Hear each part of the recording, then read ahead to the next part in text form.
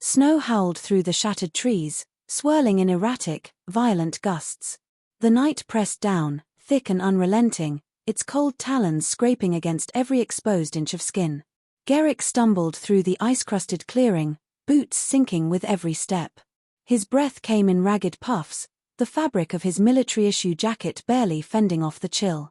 The wound on his side pulsed with each movement, sticky warmth trickling beneath his layers. He gritted his teeth. No time to bleed. Not out here. Not on this godforsaken rock. He wasn't alone. A figure moved in the storm, sharp against the white backdrop. Taller than a human, sleek, and unmistakably alien. Black leather hugged every inch of her emerald-green skin, the suit torn across her chest, revealing claw marks still seeping dark blood. Her obsidian eyes locked onto him. "Human," she hissed. A statement, not a question. Garrick's fingers twitched toward his sidearm. It was useless. The crash had fried his ammo supply, left his tech a pile of smoldering debris. He had nothing but the knife strapped to his thigh and a dwindling supply of stubbornness. "Yeah," he rasped, meeting her gaze. "And you're one of them." She scoffed. "I was. Not anymore." She took a slow step forward, boots crunching against ice. The flickering light from the downed ship in the distance threw long shadows across her face, illuminating the tension in her jaw, the exhaustion beneath her battle-hardened exterior. Garrick weighed his options. She looked just as bad off as he was. Maybe worse. She carried herself with the stiffness of someone fighting off pain, each breath measured. But she was watching him too carefully, gauging him. Waiting for weakness. "Got a name?" he asked. She hesitated. "Soraya." His fingers flexed.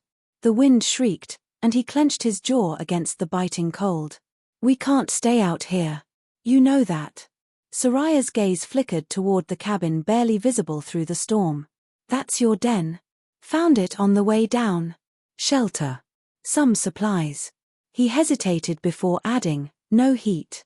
She exhaled slowly, a barely perceptible shift in her stance. "Then we move. Now." They pushed forward together, trudging through knee-high drifts. The wind battered against them, cutting through layers, stealing breath. Garrick kept his ears sharp, muscles coiled. This could still turn into a fight. The cabin loomed ahead, small, worn from time, but intact. He reached the door first, kicking it open, stepping inside with his knife at the ready. Empty. Just 4 walls, a broken-down fireplace, and a rough cot in the corner. It would have to do. Soraya stepped in behind him, pulling the door shut with a firm snap. The space was tight, barely enough for 2 people. She scanned it with a practiced eye, then met his gaze. "How long can we last here?" Garrick sighed. "That depends. You planning on killing me?" She smirked, the first crack in her battle-hardened shell. "Not tonight." He let out a dry chuckle, then winced as pain flared through his ribs. Soraya's eyes flickered downward, catching the movement. "You're injured." "Yeah," he admitted. "But so are you." She didn't deny it. Instead, she reached for the clasp at her throat and, in one fluid motion, peeled her suit down enough to reveal the gash along her ribs. It was deep, angry, and already darkening around the edges. "Not good." Garrick cursed under his breath and reached for the emergency medkit strapped to his belt. "I've got supplies." She watched him carefully as he pulled out a disinfectant patch and a wound sealer. He held them out, waiting. She didn't move. "You want to die from infection," he muttered. "Or do you trust me just enough to fix you up?" Her lip curled in amusement. Trust is a human concept. But she stepped closer. Garrick worked quickly, pressing the patch against the wound, sealing it. Her body tensed but she didn't flinch. Up close, he could see the finer details of her smooth green skin, dark eyes that reflected too much in the dim light. He wasn't sure what her species was called. He just knew that if the war hadn't forced them to cross paths, they'd have been enemies. Hell, maybe they still were. Soraya took the patch from him and tossed it aside. "Your turn." He hesitated, then sighed and lifted his jacket. The moment the fabric peeled away, fresh pain seared through him. He bit down on a curse. Soraya, to his surprise, was already moving. She applied the patch without hesitation, her fingers surprisingly steady. "There," she murmured. "Now we both owe each other."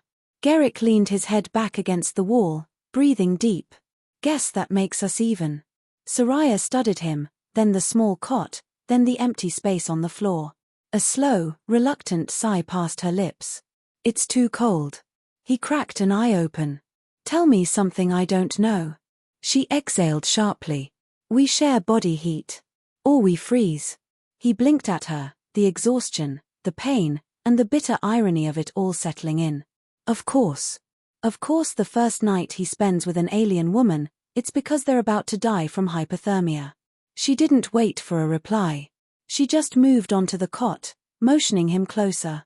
"Come on, human. We either live through this or we don't." Garrick hesitated for a split second. Then he cursed and lay down beside her. Because, at the end of the day, survival didn't care about politics, war, or grudges. It just wanted warmth. And right now, she was the only thing standing between him and the cold grip of death. He shut his eyes. Sleep, he told himself. Just sleep. Tomorrow would bring new problems. If they lived to see it. Garrick woke to the sound of the wind screaming through the cracks in the cabin's wooden walls. The cold was a relentless thing, gnawing at the edges of his consciousness, creeping through his bones despite the small reprieve of body heat. Soraya was still next to him, her breathing slow and measured, though he doubted she was truly asleep. He cracked an eye open, barely tilting his head. She lay stiffly beside him, eyes half-lidded but alert, her posture one of wariness rather than rest. A soldier's sleep, never truly letting go. Garrick sighed. "You awake?" Soraya barely moved, but her lips parted. "Have been." "Of course." He shifted slightly, testing the ache in his ribs. The pain was duller, but not gone. They'd need more supplies, better shelter. And yet, he knew the moment he stepped outside, the storm would swallow him whole. Soraya sat up first, moving with that same liquid grace she always did, despite her wounds. She flexed her fingers before rubbing at her side, checking her own injuries. Her dark eyes flicked to him. "We won't last here." "No kidding," Garrick muttered, scrubbing a hand down his face. "You got a plan?" She hesitated, then exhaled sharply. "There's an outpost. A few miles west. It's abandoned, but there may still be rations, medical supplies. Heat." He scoffed. "And let me guess, crawling with scavengers?" Her expression didn't change. "I didn't say it would be easy." Garrick pushed himself up, suppressing a groan as pain lanced through his ribs. He met her gaze, studying her. Her posture was tight, careful. Something about this outpost made her uneasy. He frowned. "You've been there before." She hesitated. "It was a fallback point. Once." That was all the confirmation he needed. It wasn't just some random outpost, this place had history, and it wasn't good. But the way she looked at him, the way she squared her shoulders, made it clear she wasn't about to share more than that. He decided not to press. "Not yet." "All right," he muttered, reaching for his gear. "Let's move." The cold was worse outside. If that was even possible. It was the kind of cold that chewed straight through fabric, that made lungs burn with every breath. The landscape stretched before them in a bleak expanse of white and dead trees, the storm clawing at the earth, the sky a never-ending sheet of grey. Garrick trudged forward, boots crunching over ice, keeping his knife close. Soraya was a silent shadow beside him, her gaze constantly shifting, scanning for movement. They were both running on empty. Injured, half-frozen, desperate. But neither of them spoke of it. There was no point. They made it a mile before the first sign of trouble appeared. Soraya halted first, her hand shooting up in a silent warning. Garrick froze, instincts kicking in. His eyes followed hers to a ridge ahead, barely visible through the swirling snow. A figure stood there, motionless, watching them. "Friend of yours?" Garrick muttered under his breath. Soraya didn't answer. Instead, her fingers twitched toward the blade at her hip. Her entire frame had gone still, but not in fear. In calculation. The figure shifted, then another form appeared beside it. And another. A slow, sinking feeling twisted in Garrick's gut. They were waiting, Soraya murmured. His grip tightened on his knife. For us. She exhaled, slow and measured. For me. And just like that, the tension cracked like ice beneath them. The figures moved, closing the distance with precise, practiced efficiency. Not scavengers. Not random threats. Hunters. Soraya's people. And they weren't here for him. Garrick clenched his jaw, adrenaline washing away the cold. Tell me we can take them. Soraya's lips curled, but there was no humor in it. Only grim certainty. We can try. And then, in one swift motion, she drew her blade. The fight was about to begin. The first blade sang through the frozen air, missing Garrick's throat by an inch. He barely had time to drop, his boots skidding against the ice-crusted ground as Soraya whirled into motion beside him. The hunters descended in eerie silence, their movements precise, practiced. This wasn't some ragtag group of raiders. These were elite trackers, warriors bred for a single purpose. And their target was Soraya. Garrick twisted, slamming his knife into the first attacker's side. The armor was tough, too tough, but the force knocked them off balance, buying him a fraction of a second. That second was all Soraya needed. She moved like a phantom, her blade a flicker of silver in the dim light. She didn't hesitate, didn't hold back. One of the hunters lunged, and she sidestepped, her blade slicing through his exposed throat. A spray of dark blood hit the snow, steaming in the cold. Garrick didn't have the luxury of watching. Another attacker came at him, taller, stronger.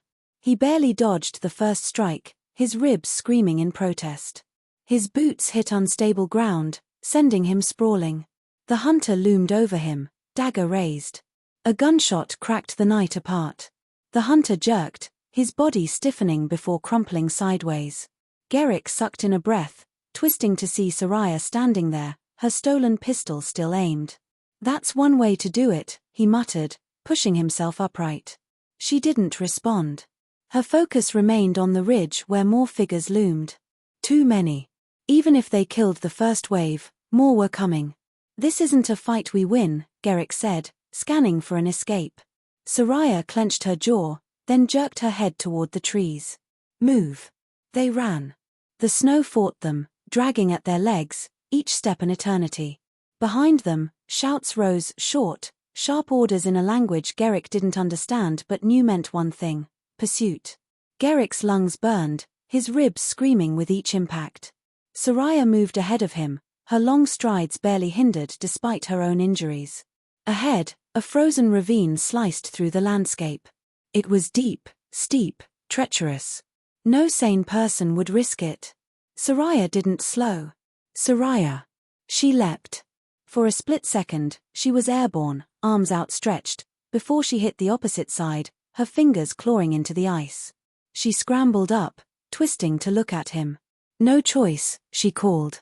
He sucked in a breath, then ran. The edge came too fast. He pushed off, his body weightless for a terrifying moment. Then impact. Pain shot through his legs as he hit the opposite ledge, his hands scrabbling for grip.